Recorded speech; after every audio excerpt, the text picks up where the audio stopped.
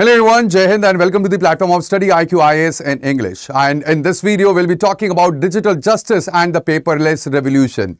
Yes, my friends. Now, when it comes to this particular topic, why this topic is important? Because when it comes to Chief Justice of India, he has declared Sikkim as the first state where the state judiciary had been completely digitized, or it is now completely digital. Now, this announcement was made at the National Conclave on the Technology and Judicial Education in Gangtok. And it marks a visible shift that we see from the paper trail administration to a digital justice ecosystem that will be there in future in our country. Now, this is the larger story of the judiciary's move under the e-courts phase 3 towards the paperless and the online processes. And when it comes to the Constitution of India, so the Constitution of India under Article 39A, it provides for the equal justice and even the free legal aid. Also, the legal system must promote the justice on the basis of equal opportunity. That is one of the foremost and the basic foundation of our Constitution when it comes to the judiciary that is there. Also, there is Article 14 as well as Article 22, Clause 1 that reinforces that there should be equality before law and also that there should be legal assistance that should be provided to all the citizens of the country. Now, the e-committees of the Supreme Court and the Department of Justice, they drive the e-courts ecosystem when it comes to the High Court and the Supreme Court. Now, this is where we have seen a structured evolution towards the judicial digitization. There were three phases. We are in the e-courts phase 3. In the first phase, that was between 2011 to 2015. This was the phase of basic computerization, where there were the computerization of 14,249 districts that was achieved at the district and the subordinate courts level, and there were more than 14,000 of the judicial officers that were those were trained in Ubuntu Linux. There is the second phase that started after 2015 and it was from 2015 to 2023. This was basically upon the connectivity and even the transparency, where 99.5% of the court complexes, they were connected via wide area network, and also there was National Judicial Data Grid that was launched during the second phase of e-courts. Now, this is where we have moved towards the phase 3 of the digitalization, and this will be from 2023 to 2027, where ultimately this is where we will see the access and the inclusion. That is the major or the root of the phase 3, and this is where we are moving towards the digitalization when it comes to the courts or the judicial system that we have in India. Now, this is a state level milestone that Sikkim have achieved, and Sikkim High Court had been declared India's first fully paperless state judiciary. There is 100% digital filing that will be by lawyers, and ultimately it will eradicate the geographical boundaries in the complete mountainous region that is there. Alright, and ultimately this is where the Chief Justice of India, he has said that this is the green jurisprudence and this will reduce the ecological footprints while also promoting the accountability or boosting the accountability in the judicial system as well. But also please remember that when it comes to the district level milestone, so that was achieved in Wayanad in Kerala. Alright, Kalpetta District Court, it is the first court in India at the district level that had become completely paperless. Again, it is important for your upcoming prelims that you should be able to know about the both of these courts at the district level as well and at the high court levels as well. Now, when it comes to the change that we will see in the judicial system, what will happen? So, the first thing is about the filing and documentation. So, ultimately in the traditional court system, it was heavy, it was voluminous paperwork that was there, and it involved the physical transport of files from one place to the another.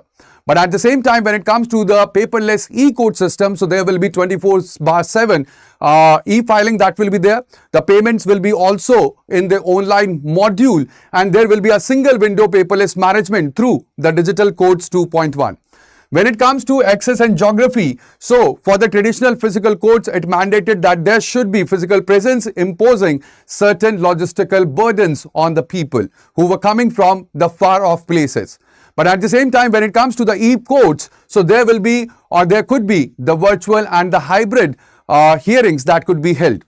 Then when it comes to the language, so language was a barrier because when it comes to the traditional physical courts, the judgments were either in the English or in the local dominated language. But at the same time, because of the use of AI, what will happen is that now the judgments, they could be translated. There will be multilingual judgments that will be there, and that will democratize the complete comprehension as well. And when it comes to transparency, so the traditional physical court system, it was opaque as well as it localized the physical dockets which were there, and you had to be present over there to see any of the judgment. And when it comes to the paperless e-court, so it will be through the National Judicial Data Grid, and it will provide the real-time pendency data to the public as well. And when it comes to environmental impact, so of course it will be sustainable and green jurisprudence that will be driven by zero paper workflows, and that is the difference between the traditional as well as between the e-paper courts that we will see in the future. Now when it comes to the AI, so the AI will power the complete judiciary for the e-courts network. Now there is, when it comes to the output and democratization, this is the interface layer, and here there will be ASR Shruti. Now when it comes to ASR Shruti, it is the automatic or accurate voice to text dictation. Whenever there are the hearings or the judgments that have to be written down, so over here what will happen is that the highly accurate voice to text dictation and real-time witness deposition transcription could be made, and this will be by ASR Shruti. Then there is Panini and Suvas as well. Now these are where the judgments, they will get automatically translated into the multiple regional languages which are there. Then when it comes to research and analysis, this is the cognitive layer of the AI that will be used. And there is SUPAS or SUPACE, that is Supreme Court Portal for Assistance in Court Efficiency. Alright, this will process the bulk documents and extract the summaries which are there for the judgments, because we know that the judgments are basically very, very long. Alright, they are like 100 pages judgment, or there are 200 pages, 500 pages judgments as well. So there will be structured summaries that could be there with the SUPACE. And also there is LIGRA as well, that is Legal Research Analysis Assistant, and it will aid the judges in the complex legal researches as well. And then comes the complete court management or the administrative basis, and this will be through Digital Courts 2.1 that will provide a single window paperless interface for the judges to manage case-related information, annotation, as well as schedules as well. And that is how the AI will be powering the complete judiciary in the new future. Alright, but at the same time, there are certain friction points. The first point is that there is digital divide. When it comes to the e-Seva Kendra, so we have e-Seva Kendra, but still when it comes to the rural segments of India, so there are lots of people who face barriers to reliable internet connectivity as well as baseline digital literacy in India as well. There is also the fear of the cyber security threats as well, because when it comes to the evidentiary records, so they will be, they are very sensitive, and that will create a high value target that will require continuous evolving defense mechanism for these different evidentiary records that will be there in the e-court system. There is also institutional resistance because when it comes to the legacy mindset, it requires intense, ongoing as well as capacity building for the older legal professionals which are there. And I'm not talking about just the judiciary, I'm talking about even the lawyers as well. So even the lawyers which are old age, they are, we know that the old age people, they do not embrace the technology very well, or there are the apprehensions which are there in their mind, whether it is the judiciary lobby or it is the lawyer lobby, both of them, they are resisting the complete change that is there.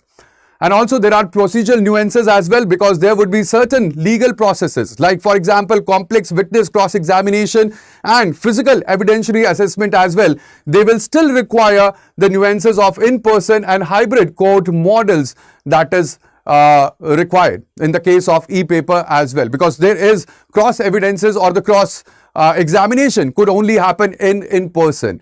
Alright, and even the examination of the physical evidences could be happen, or it could happen only in the physical presence, and again that could not go virtual altogether. But what is the way forward? What could be done? Alright, when it comes to the way forward, it is very important, because it is not just that you have to think about the nuances that could be created or the friction. We have to suggest the way forward as well, because coming forward you will be the administrator, all right, in the future. So that is why it is very important to think at that particular line. So we have to strengthen the e-Seva Kendra, and also we have to have the assisted digital access in every code complex. We should also build vernacular interfaces, accessibility features, and even simple user journeys for these e-code processes. We should adopt the robust cyber security, backups, and even audit protocols for the records as well as hearings. And we should ensure interoperability with the police, with the prison, prosecution and legal aid and systems as well. We should invest in training and also process the re-engineering for the judges, registry staff and the advocates, and we should use AI carefully. Alright, this is very important because we know that AI is still in the development phase. Alright, we should use AI carefully only as a support tool and never as a substitute for the judicial reasoning. This is also very, very important. So these are the things that we should keep in mind, and we should move forward with the paperless e-code system that we will see in the future in our country. All right, at the same time, this will be all in this complete video. I hope that now you have a complete understanding about the complete paperless system and even the use of AI, various AIs that would be used. At the same time, if you are preparing for the UPSC 2027-28, so then as optional, public administration is one of the easygoing as well as easy optional that is available to you. And I'll be taking the live classes for this optional right from the 15th of May. You can use my code, that is BRS Live, for the maximum discount that you will get on the StudyIQ platform, as well as if you are preparing for the Civil Services 2027 and 2028, we have these two important courses, which are the foundational courses or batches for your GS, and this is Resolution P2I. Again, you can enroll into these batches and you can use the code BRS Live. The batch will be starting from 7th of May. Again, very important, the batches are starting soon. So you can join into these courses and you can enlighten your journey towards being the administrator in the future. So that will be all in this video. Thank you very much guys for joining me over here, and I will see you in the next video or in the next live session that I'll be conducting on the same platform, that is StudyIQIAS in English. And if you have not subscribed to the channel, do subscribe, do like as well as share this video with your friends. That would be all. Thank you. Bye-bye. Take care and Jai Hind.